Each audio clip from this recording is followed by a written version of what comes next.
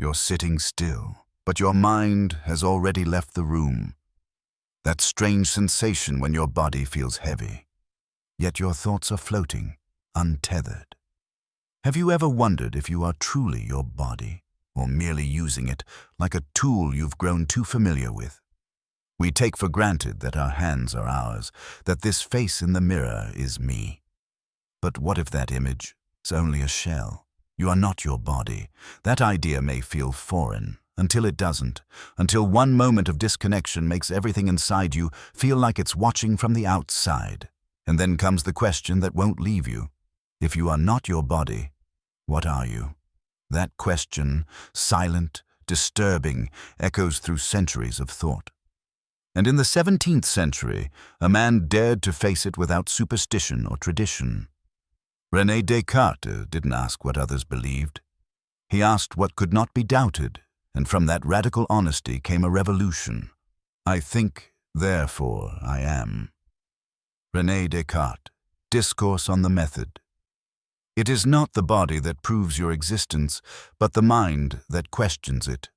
So if even your flesh might be a mask, if your sensations might lie to you, then the journey toward truth must begin not with the eyes, but with the thinker behind them.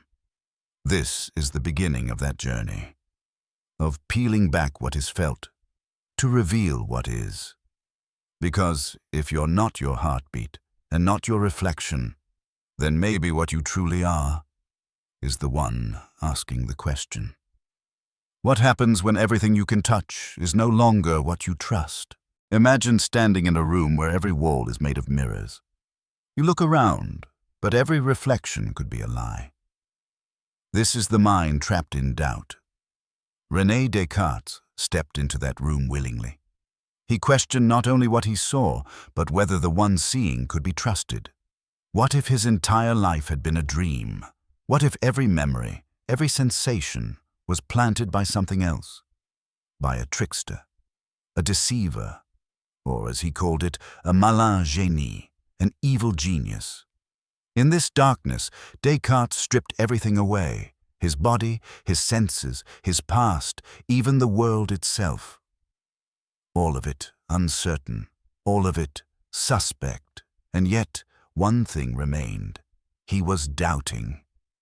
Even if the world was an illusion, even if he was deceived, the act of doubting was still real, and from this he drew the sentence that shattered centuries of blind faith.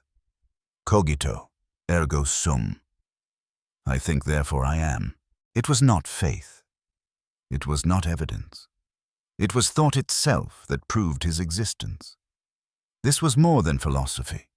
It was a survival instinct of the soul, a way to hold on when everything else could be fake. Ask yourself now, in your darkest moments, when everything collapses, what remains? Is it your reflection, or the voice inside whispering, I'm still here? Descartes' revelation is not just abstract thought. It's a mirror held to the very core of human experience. Because even when you're lost, broken, or numb, the fact that you know you are means you are. That's the power of the cogito. It doesn't ask for proof. It is the proof. But what happens after this anchor is found? If I am because I think, then who am I really? Is this thinking self the true me, or just another layer waiting to be peeled back? Descartes found certainty, but not comfort. Because when you realize that everything outside you might be false, you're left alone with only one truth. You exist inside your mind. But is that a sanctuary? Or a prison? What if every truth you've ever held was planted in your mind like a seed, not grown from experience, but inserted carefully, deceptively? Would you even know? This is the terror behind Descartes' evil genius.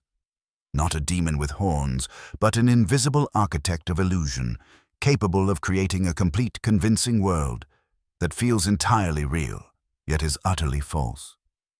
He wasn't writing science fiction. He was naming a fear we all carry, quietly. That what we see, what we feel, may not be what is. In a world flooded with curated images, simulations, deepfakes, and digital echoes, how can we be sure that what reaches our senses is the truth? That viral post, that camera filter, even your own memory. Each can deceive, can be crafted to manipulate belief. Descartes imagined this before the age of screens. He felt the tremor of unreality long before pixels replaced presence.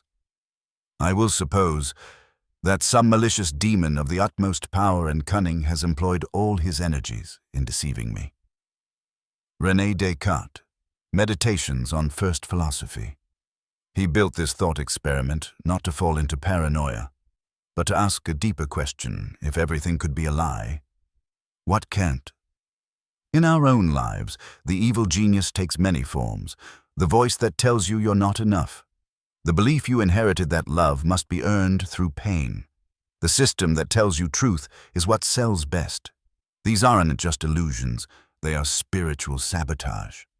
So we doubt, not to reject the world, but to reclaim the part of us that still knows. Descartes used the evil genius as fire, to burn away the illusions and reveal what was left. Because when even your senses betray you, you learn to listen not with the eyes or ears, but with the clarity of thought.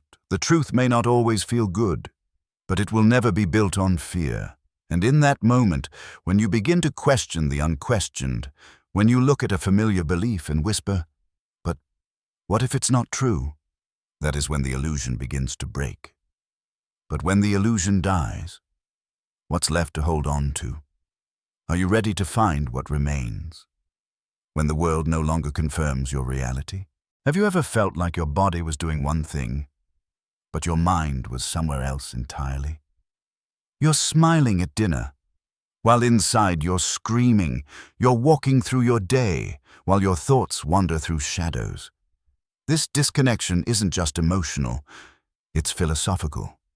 Descartes saw it clearly, centuries before we had words like burnout, dissociation, or anxiety. He noticed the fracture, that the body can move through space, while the mind remains trapped in its own orbit. There is a great difference between mind and body, in that body is by nature always divisible, and the mind is entirely indivisible. René Descartes. Meditations. To Descartes, the body was machine, matter in motion, but the mind was something else, invisible, unbreakable, capable of doubt, of thought, of imagination, not bound by flesh. And yet, most of us live our lives trying to force a marriage between these two realities. We numb the body to silence the mind. We distract the mind to avoid the pain in the body. We forget they're not the same. They're partners, but not equals. This split, this dualism, is not a flaw. It's a clue that what you feel in your muscles may not be what your soul is trying to say. That what your body craves might not align with what your mind believes is right. It's why we can be physically safe, but feel mentally unsafe. Why we can be touched, but not feel seen. And why no amount of sleep can cure the exhaustion of a soul that's misaligned. Descartes didn't see the body as evil, only as different. The mistake is to believe that because you feel pain in your back, the cause must be physical, or that because you look calm, your mind must be at peace. The truth is more complex. You are a conversation between mind and body, and most of us are shouting over it. So pause. Ask yourself, is my body living the life my mind believes in? And if the answer is no, how long can you stay in a house where your soul doesn't speak the language? In the middle of confusion, have you ever had a moment of piercing clarity? A thought so sharp, so unmistakably true, that it silenced every doubt? Descartes believed those moments weren't accidents, they were signals. He called them clear and distinct ideas, truths so luminous they could not be doubted, not because they were loud, but because they were clean. I call that clear which is present and manifest to the attentive mind, distinct which is precise and different from all other objects. René Descartes. principles of philosophy. To Descartes, these ideas were the compass in the fog.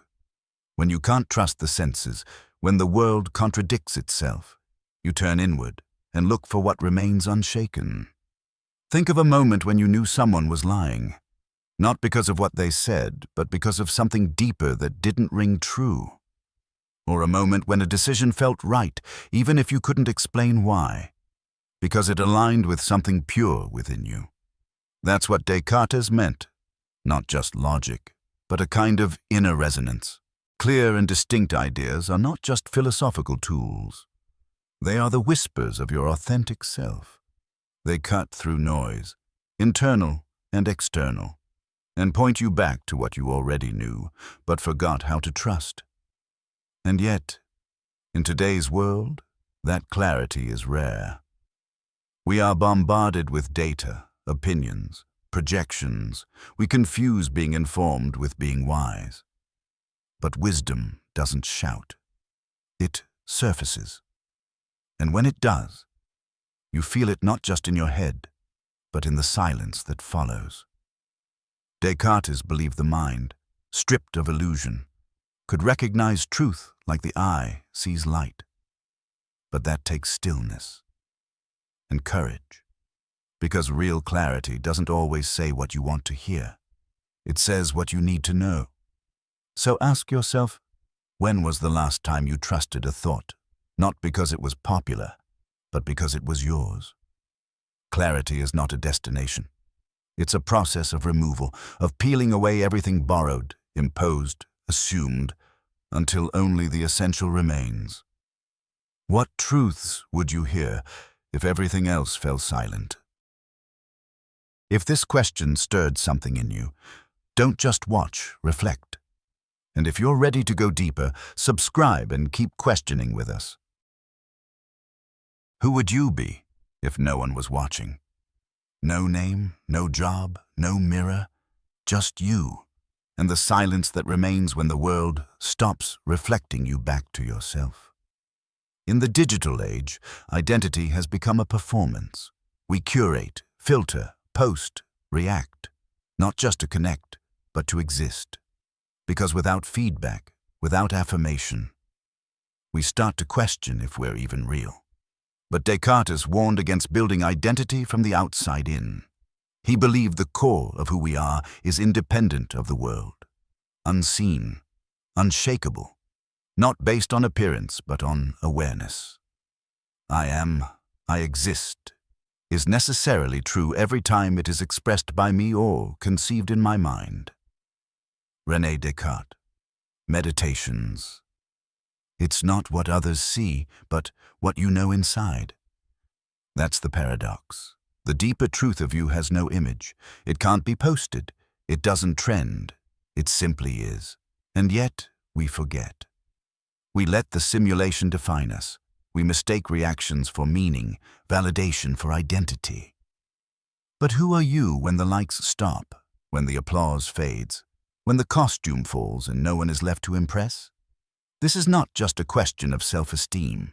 It is a spiritual reckoning. Because if your sense of self collapses without external confirmation, then what have you really built? Descartes believed that real identity begins only when illusion is stripped away. Not when you're praised, but when you're alone. In that solitude, the I emerges, not as a brand, but as a being, not curated, but conscious. And here's the truth few dare to face.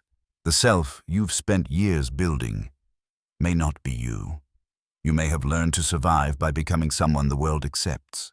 But beneath all that, there is someone who was never meant to perform. So, what happens if you stop? Stop trying to impress. Stop trying to be liked. Stop trying to become, and just be. Would anything remain? Descartes thought so. He believed that when the world is removed, when the simulation collapses, when the mask melts in solitude, what remains is you, the one who thinks, the one who doubts, the one who never needed an audience to be real. Can you meet yourself without mirrors? When the ground beneath you cracks? Where do you stand? We live in a time of shifting truths. What was certain yesterday becomes controversial today. Stories are rewritten, histories are deleted, even memories betray us. But Descartes wasn't looking for comfort. He was searching for something that couldn't be taken, something no tyrant, no algorithm, no illusion could corrupt. He found it not in politics, not in science, not even in religion. He found it within. The power of judging rightly and of distinguishing the true from the false is naturally equal in all men. René Descartes, Discourse on the Method. Truth, real truth, doesn't require permission. It doesn't need validation. It is freedom in its purest form. Because when you know what's true for you, you become ungovernable by illusion. And that is why Descartes' philosophy is dangerous. Not because it teaches doubt, but because it teaches independence of thought. It dares you to think for yourself, to strip away every borrowed belief, to look at even your most sacred convictions and ask, is this mine? And when you do that, not just once, but over and over, you begin to taste a different kind of freedom. Not the kind sold in slogans, but the kind that grows in silence, the kind that survives failure, that endures exile, that cannot be seduced because it no longer needs to be accepted.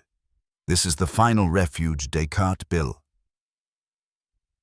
A sanctuary not of walls, but of awareness, where nothing outside you defines who you are, where clarity becomes your compass and consciousness becomes your home.